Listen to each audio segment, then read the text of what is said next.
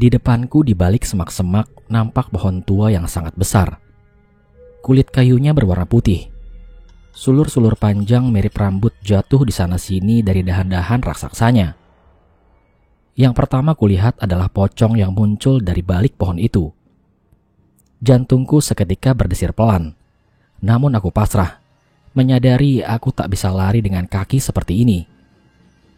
Berikutnya adalah kuntilanak. Ada yang duduk sambil menggoyangkan kaki. Ada yang menggantung dengan kepala di bawah. Ada 2 atau 3 kuntilanak yang berwarna merah darah. Yang lainnya berwarna putih. Itu adalah pemandangan paling tak biasa yang kutemui dalam pendakian. Pohon itu bagaikan berbuah kuntilanak dan sulur-sulur seperti rambut. Namun aku salah. Nyatanya memang itu rambut. Mataku mengikuti arah pandang orang itu. Di pucuk pohon tua tadi berdiri adalah Nyilinggi. Tidak ada angin yang berhembus. Tidak juga bunyi-bunyian hutan. Sekitarku seakan membeku. Aura kemarahan kurasakan sangat menekan. Seluruh persendianku mendadak kaku. Aku bahkan tak mampu menoleh sama sekali. Mataku terpaku tanpa mampu berkedip melihat Nyilinggi melayang turun. Orang itu masih berdiri di tempatnya. Tapi kini ia agak mundur dan bergeser menghalangi pandanganku pada Nyilinggi. Aura mistis kurasakan semakin menjadi-jadi. Tubuhku menggigil hebat. Namun bukan hanya aku. Tangan orang itu pun kulihat mulai bergetar. Aku langsung diserang panik.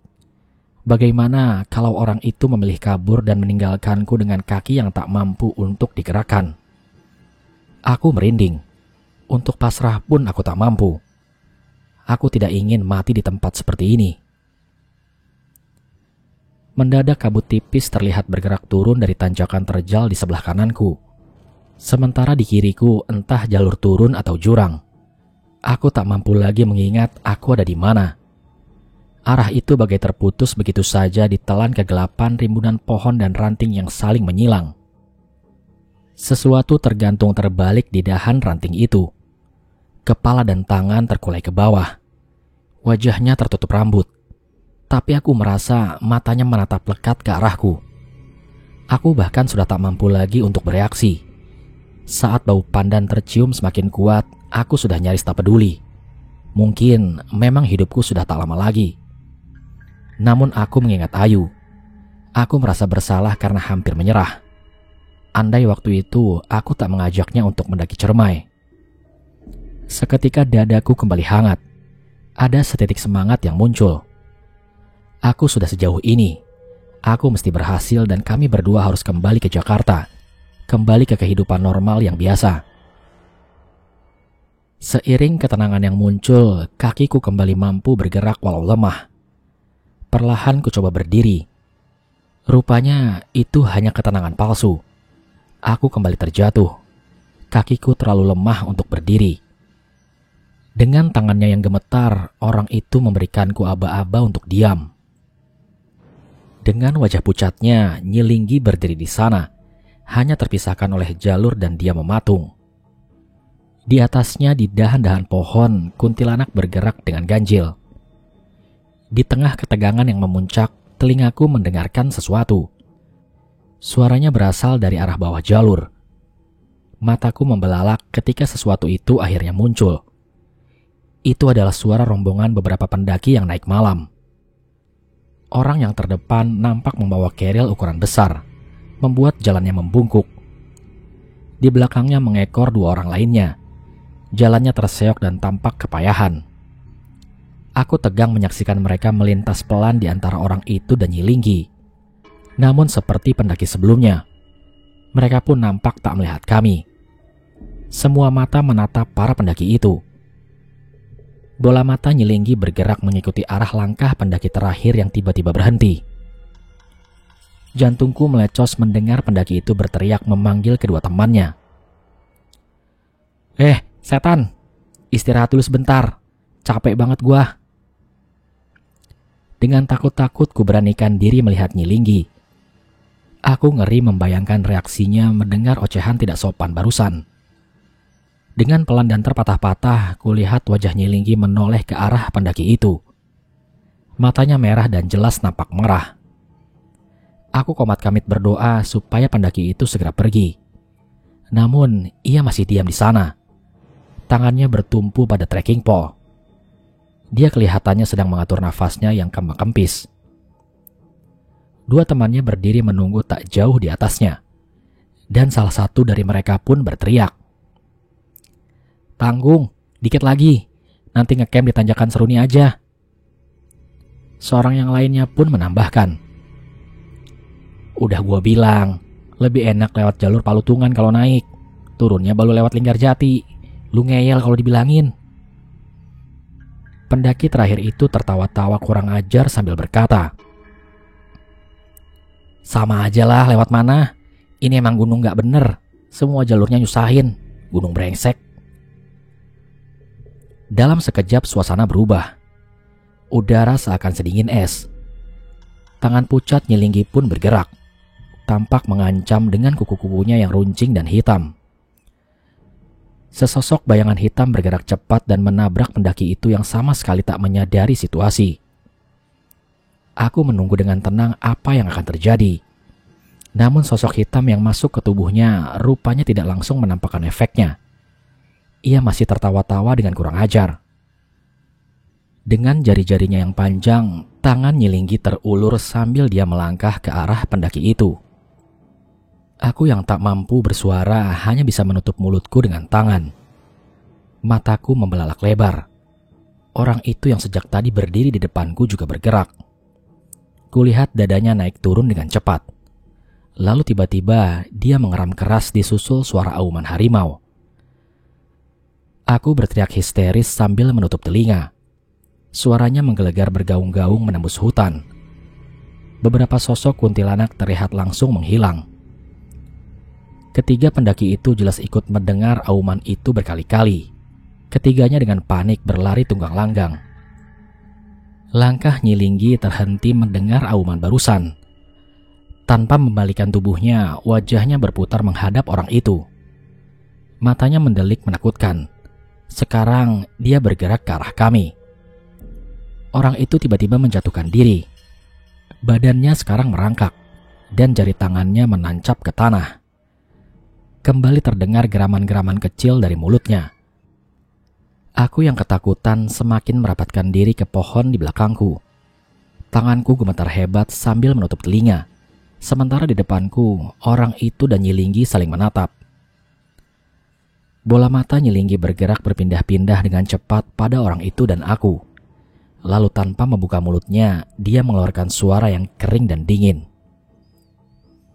"Kumakan kalian semua." Aku hampir pingsan ketika mendadak sesuatu melintas di sampingku. Dari sebelah kiriku berjalan dengan tertatih sosok bungkuk seorang perempuan tua. Aku hampir tak mempercayai mataku. Itu adalah ibu tua dari Cibunar. Apakah dia naik sejauh ini untuk menyusulku? Ibu tua itu melangkah pelan sekali dengan kaki yang diseret. Kedua tangannya memegangi tongkat kayu untuk membantunya berjalan. Dia lewat begitu saja tanpa menoleh ke arahku. Dengan lembut dia menyentuh pundak orang itu yang masih mengeram dan tampak memintanya untuk tenang. Orang itu yang sekejap lalu seakan berubah liar perlahan kembali seperti sedia kala. Geramannya tak lagi terdengar. Pelan dia mundur ke arahku. Dari sebelah kananku berjalan melewatiku seorang kakek berbaju serba putih. Di kepalanya terlilit sorban yang juga berwarna putih. Kakek ini juga menyentuh pundak orang itu dengan lembut. Kali ini orang itu bahkan langsung mencium tangan kakek itu dengan hikmat. Nyilinggi tampak melayang sejengkal dari tanah. Wajahnya yang pucat tampak semakin pucat.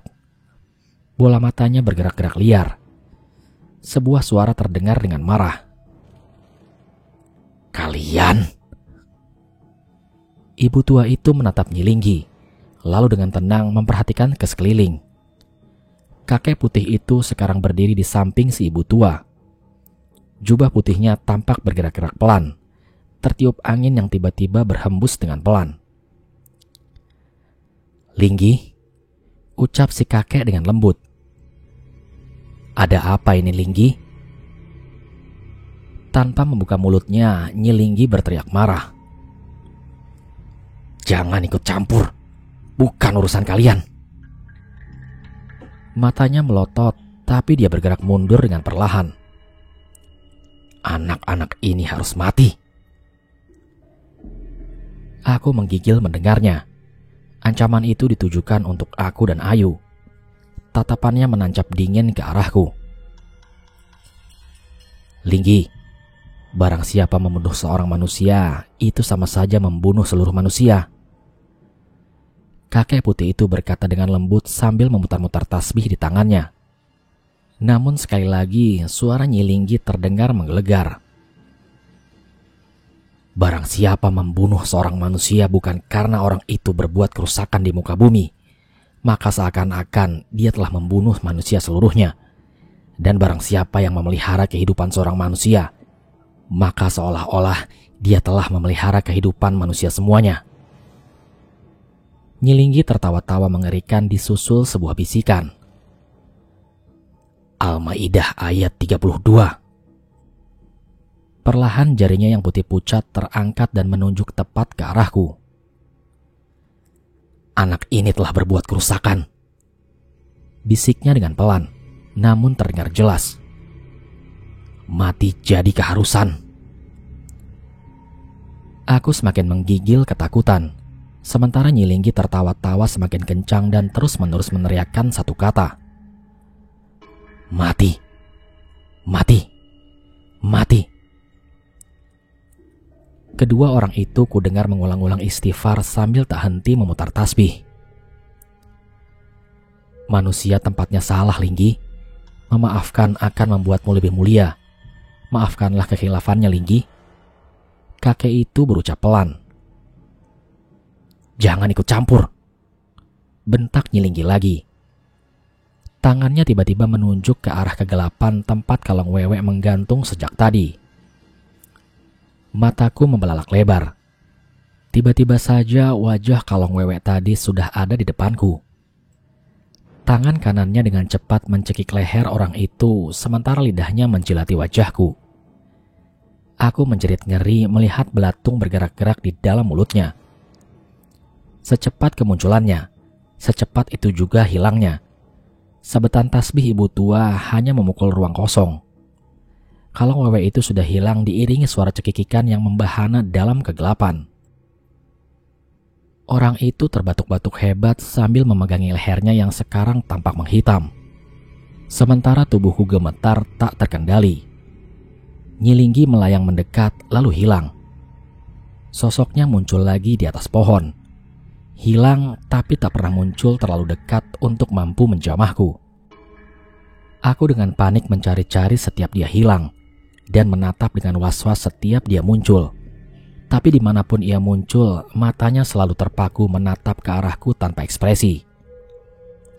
Suara-suara berbisik dari segala arah menghujani telingaku dengan kata-kata, "Mati, mati, mati."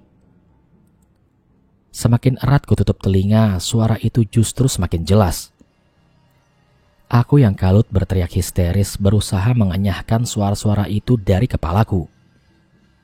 Orang itu dengan kasar menarik tanganku yang membekap erat telingaku sambil membentak.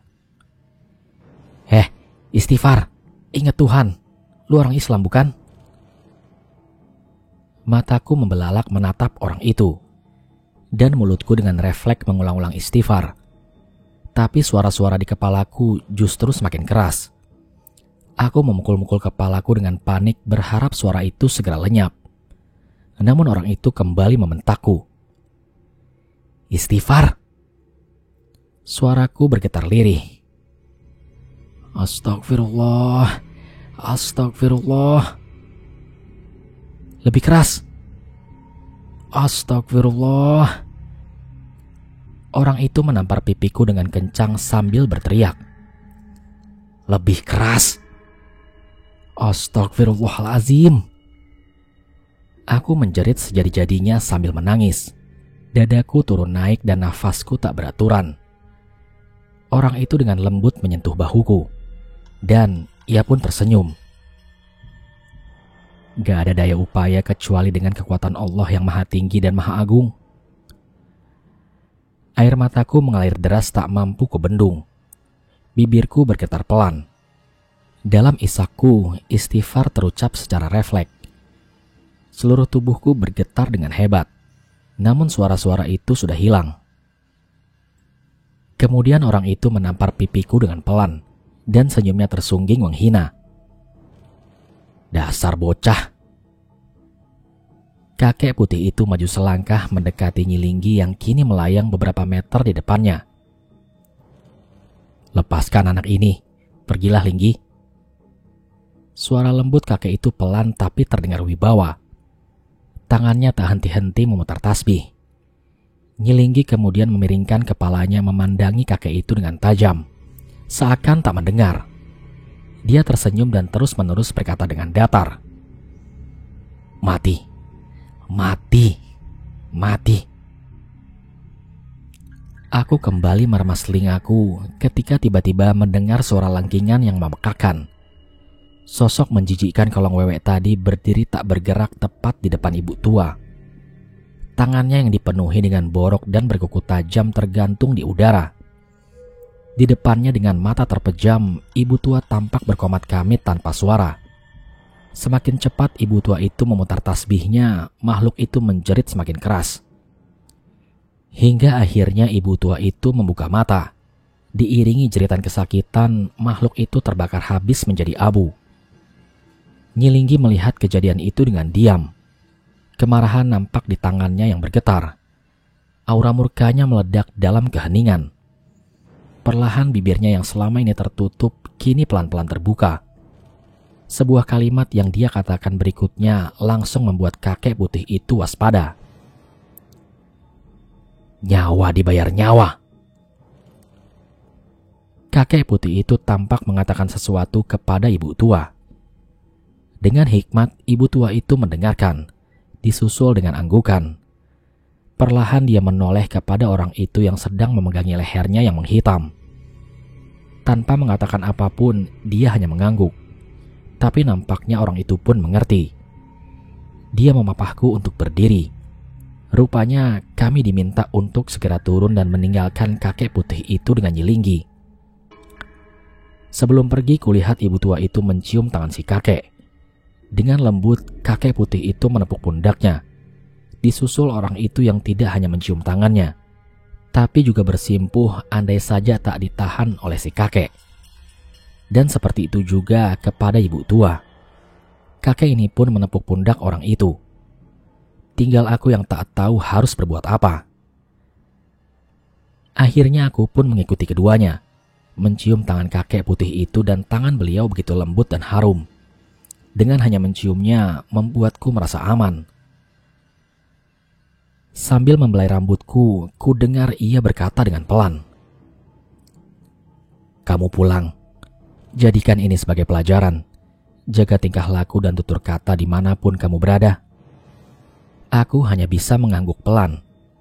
Mendengar kata pulang, tanpa sadar air mataku mengalir. Dia menepuk-nepuk pundakku dan mempersilakanku untuk pergi. Terlalu segan untuk menatap wajahnya. Dengan menunduk, aku menjauh dan mengucapkan salam. Dengan tertatih, aku mengikuti orang itu dan si ibu tua menuju jalur turun, meninggalkan kakek dengan Nyilinggi. Tak ada satupun yang berbicara di antara kami. Dalam gelapnya jalur Ceremai, kami melangkah dengan diam. Aku meraba kantong celanaku. Benda pembawa petaka itu masih di sana, terbungkus dengan kain putih. Namun kenapa harus kain putih? Aku hanya bisa bertanya dalam hati. Apakah pembalut kotor itu jadi semacam benda gaib atau sejenisnya? Karena yang sekilas ku tahu, benda-benda mistis seperti keris, tombak, dan sejenisnya biasanya dibungkus dengan kain putih juga. Tapi apapun itu nanti, yang jelas aku gembira bisa berhasil membawanya turun. Benda ini kunci kesembuhan Ayu. Dari belakang, aku mengamati punggung bongkok ibu tua itu. Ibu ini yang merawat Ayu. Dan juga naik untuk menjemputku di saat yang benar-benar kritis. Ternyata dunia belum kekurangan orang baik. Lalu orang itu. Langkahnya yang biasanya lincah sekarang berjalan pelan mengikuti langkah ibu tua. Tanpa dia, aku jelas tidak mungkin selamat melewati malam ini. Di luar senyumnya yang menyebalkan dan kata-katanya yang ketus, dia adalah orang baik. Penampilannya yang kumal khas pendaki gunung menyembunyikan ketaatannya beragama. Berkali-kali malam ini, dia selalu mengingatkanku untuk berdoa, beristighfar, dan mengingat Allah. Setelah ini selesai, aku janji akan membalas kebaikannya. Tapi, lalu aku menyadari sesuatu yang janggal. Aku naik lagi untuk mengambil kotoran sialan itu sebagai syarat kesembuhan Ayu. Tapi kenapa makhluk-makhluk itu malah menghalangiku? Bukankah seharusnya mereka justru senang? Namun kenapa malah menerorku sepanjang perjalanan? Bukan hanya teror biasa, mereka berniat mencelakakanku. 1000 pertanyaan tiba-tiba menyeruak di kepalaku. Malam ini benar-benar tidak akan pernah kulupakan sepanjang hidupku. Kemudian orang itu pun melirikku dengan senyumnya yang tampak jahil. Kapok ya boy, naik cermai. Aku hanya bisa tersenyum ditanya seperti itu. Kapok, jelas banget. Bukan cuma cermai, sepertinya setelah ini gua pensiun naik gunung. Jangan lemah boy, kejadian ini diambil aja pelajarannya, katanya kepadaku. Orang itu seakan bisa membaca pikiranku. Aku mengangguk mengiyakan. Bang, makasih banyak ya bang, udah nolongin saya, kataku kali ini. Kalau nggak ada abang, nggak tahu gimana nasib saya. Orang itu malah tertawa-tawa menyebalkan. Tapi aku malah gembira melihatnya tertawa. Lu selamat bukan cuma karena gua boy. Lu juga harus berterima kasih ke banyak orang yang nolong lu. Ada Mak Encep, orang-orang di Cibunar, orang tua lu yang gak putus-putus doain lu di rumah. Ayu termasuk juga Nyilinggi. Dan tingkatin ibadah lu sebagai wujud syukur sama yang maha besar, jawab orang itu. Kemudian ia melanjutkan.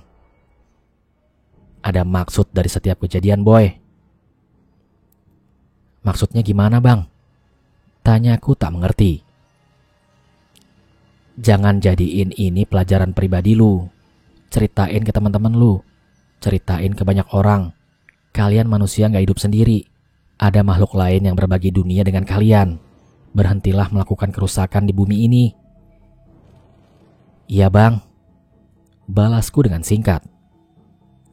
Kata-katanya barusan terasa meresap di hatiku. Oh iya bang, kakek tua itu siapa bang?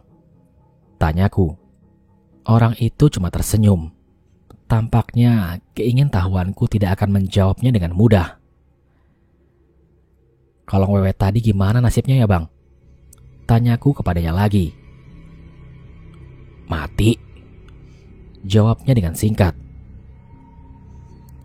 Bang, tadi waktu kita pamitan sama si kakek, kenapa Nyilinggi diam aja? Nggak nyerang atau ngapain gitu bang? Lagi-lagi aku bertanya. Lu bawel ya? Jawabnya dengan ketus.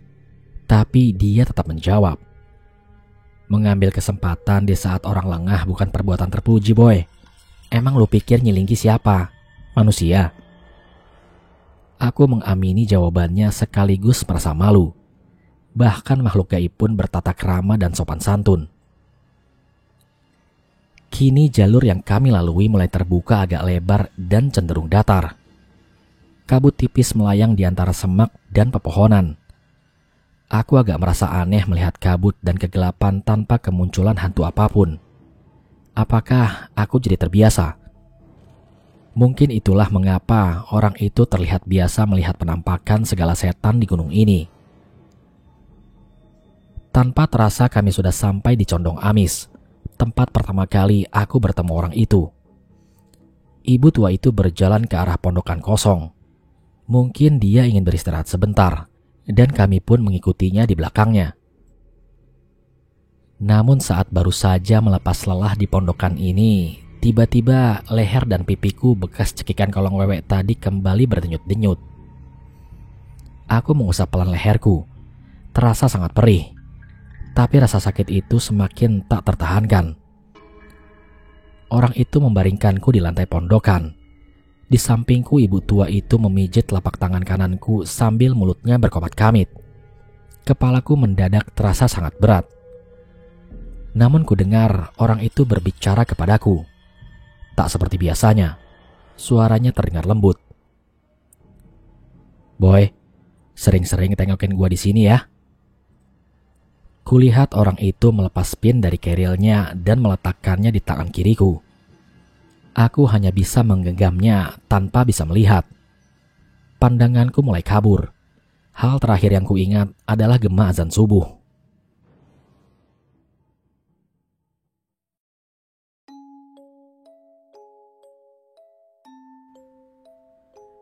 Berkas cahaya matahari tampak menembus jendela saat aku membuka mata. Aku terbangun di atas tempat tidur yang empuk. Di sebelahku, di balik tirai berwarna biru, tampak kasur yang kosong. Selang infus tertancap di tubuhku yang terhubung dengan plastik berisi cairan yang menetes pelan di tiang samping tempatku berbaring. Dan baru aku sadari, aku berada di rumah sakit. Kemudian pintu terbuka. Dan kulihat wajah Ayu lagi. Rasanya sudah bertahun-tahun. Dia mendekat dan langsung memelukku sambil menangis. Ku dengar dia meminta maaf berkali-kali sambil terus menangis. Aku ingin balas memeluknya, namun tanganku terlalu lemah untuk digerakkan. "Lu udah gak apa-apa yuk?" tanyaku pada Ayu. Dia mengangguk sambil mengusap air matanya. "Maafin gua ya, Di. Gara-gara gua, lu jadi begini." Ayu meminta maaf lagi. Aku tersenyum sambil mengangguk. "Yang penting kita selamat yuk," kataku. "Siapa yang bawa gua ke sini?" "Gak tahu juga, Di. Gua juga bangun-bangun udah di sini," jawab Ayu. Aku teringat lagi sosok ibu tua. Diam-diam aku sungguh berterima kasih. Juga orang itu. Pasti dia yang sudah susah payah membawaku turun dari Condong Amis sampai ke Cibunar, lalu membawaku ke sini. Lalu aku teringat dia memberikanku sesuatu sebelum aku pingsan. "Yuk, lihat pin gua nggak yang gua pegang pas gua pingsan?" tanyaku pada Ayu. "Oh, ada. Bentar ya," katanya. Dia lalu membuka tutup kepala keril dan mengambil benda yang kutanyakan, lalu memberikannya kepadaku. Kemudian aku menerimanya. Benar, itu sebuah pin. Malam itu aku tak bisa melihat apa yang tercetak di dalam pin ini saat pertama kali bertemu orang itu karena terlalu gelap. Aku memperhatikan gambar yang tercetak di sana. Tampak sebuah logo, gambar cicak dan gunung. Tulisan di bawahnya berwarna kuning sudah agak pudar namun masih terbaca olehku. Tertulis di sana, H Mountain. Entah apa artinya, tapi pin ini akan kujaga selamanya sebagai pengingat untuk malam yang penuh teror di Cermai. Aku juga teringat sesuatu. Kuraba kantong celanaku. Kosong ternyata. Benda sial itu rupanya sudah hilang. Aku membayangkan ritual-ritual gaib dilakukan pada benda kotor itu untuk menyembuhkan Ayu. "Bekas pembalut lu yang ada di dalam kain putih itu sekarang kemana yuk?" tanyaku karena tetap penasaran. Ayu agak terkejut mendengar pernyataanku. "Oh, udah dibuang di tempat sampah," jawabnya. Sejujurnya aku sedikit kecewa mendengarnya. Tapi memang itu hal yang paling logis. Tempat buat kotoran memang hanyalah tempat sampah. Raut terkejut masih terbaca di wajah Ayu. Dia lalu bertanya, "Kok lu bisa tahu tentang pembalut di kain putih, Di? Kan selama ini lu pingsan." Aku hanya tersenyum mendengar pernyataannya. Teringat bagaimana horornya perjalanan malam itu demi mengambil benda sialan tadi. Ada rasa bangga dan sedikit merasa jadi pahlawan karena bagaimanapun aku berhasil menyelamatkan Ayu. Lalu pertanyaan Ayu yang membuatku terdengar agak konyol dan lucu, Kok gua bisa tahu tentang pembalut kain putih? Ingin rasanya menepuk dada dan menceritakan semuanya. Wajah terkejut Ayu masih belum hilang, dan matanya nampak penasaran. Lalu sebuah senyum mengambang di wajahnya. Dia lalu berkata, "Padahal selama ini lu pingsan, tapi ya udahlah. Setelah malam itu, kayaknya gua nggak bakal kaget kalau dengar-dengar hal aneh lagi." Ia kemudian meneruskan, "Nanti deh, gue ceritain perjalanan gue ngambil pembalut itu malam-malam di Ciremai. Nanti gue ceritain tentang Nyilinggi, Kalong Wewe, Bang Moka. Nanti kapan-kapan kita kesini lagi ya. Mak Encep terus-terusan ngerawat dan ngejaga lu selama lu pingsan dan kesurupan. Kita banyak utang budi sama dia." Mendengar ucapan Ayu, sekarang giliran aku yang terkejut.